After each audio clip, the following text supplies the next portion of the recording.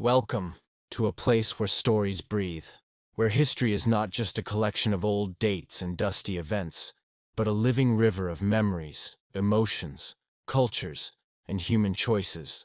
Here on this channel, we slow down time. We take a simple question, hold it gently in our hands, and look beneath the surface. Because every tradition, every ritual, every habit the world follows today once began as a story. And tonight, you and I will walk into one such story together. So don't scroll away, stay with me. Because this question you are about to hear might sound simple, but the answer stretches across oceans, centuries, cultures, and hearts. Why do Christians cook turkey on Christmas? It's a question many people ask, often with a smile, because nowhere in any holy scripture does it say, "Thou shalt cook turkey on Christmas Day." There is no religious law, no divine instruction, no sacred command.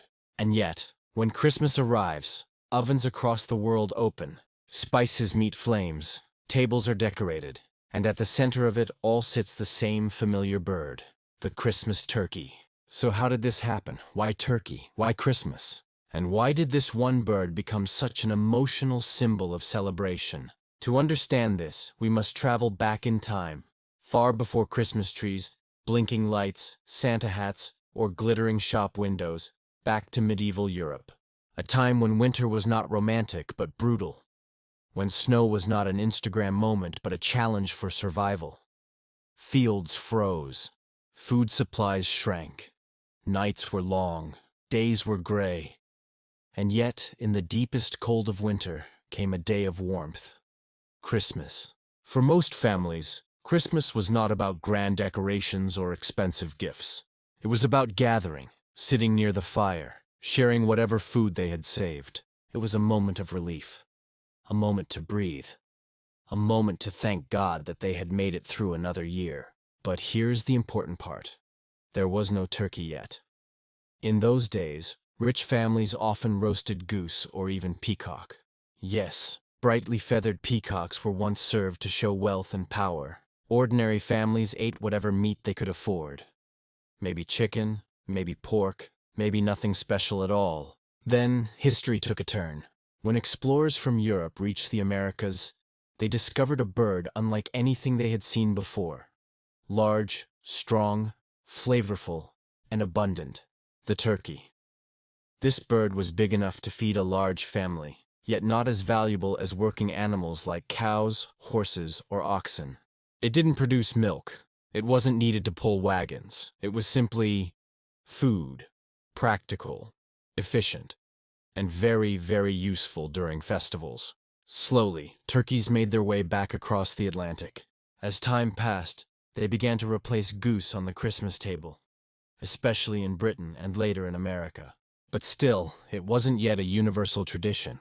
That part came later. As cities grew and societies changed, Christmas itself evolved. It became less about mere survival and more about warmth, generosity, and togetherness. And what better symbol of togetherness than a large meal everyone could share? A turkey was perfect. One bird, one table, many people, one moment. And then came the power of influence. When Queen Victoria's household served turkey at Christmas in the 1800s, it wasn't just a meal. It was a message. Society looked up to royalty, and slowly, the trend became tradition.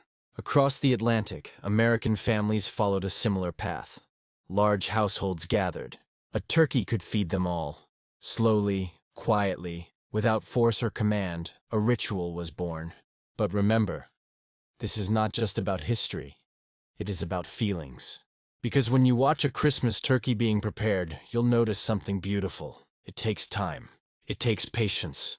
It fills the home with warmth and smell long before the meal begins. It is not instant. It is a process.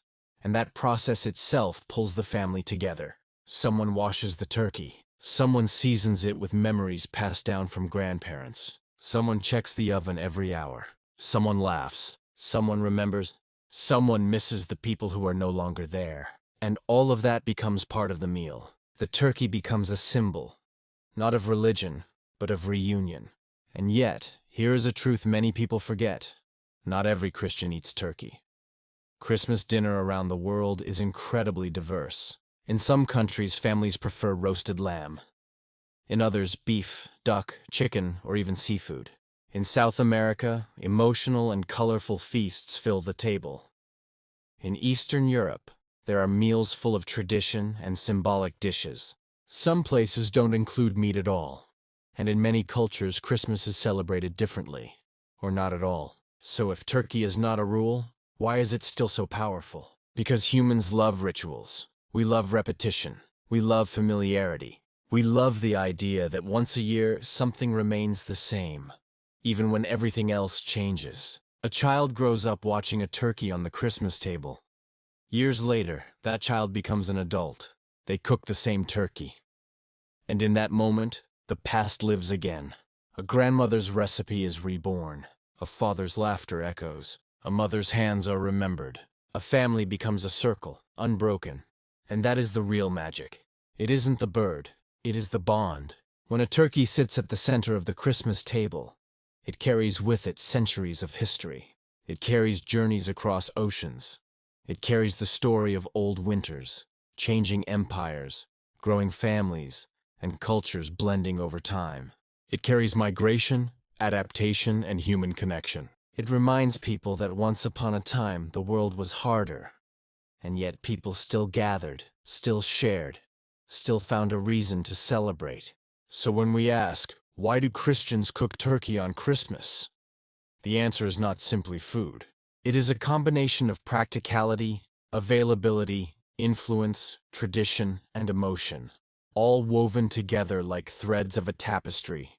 It is about survival becoming celebration, about necessity becoming culture, about culture becoming memory, and about memory becoming tradition.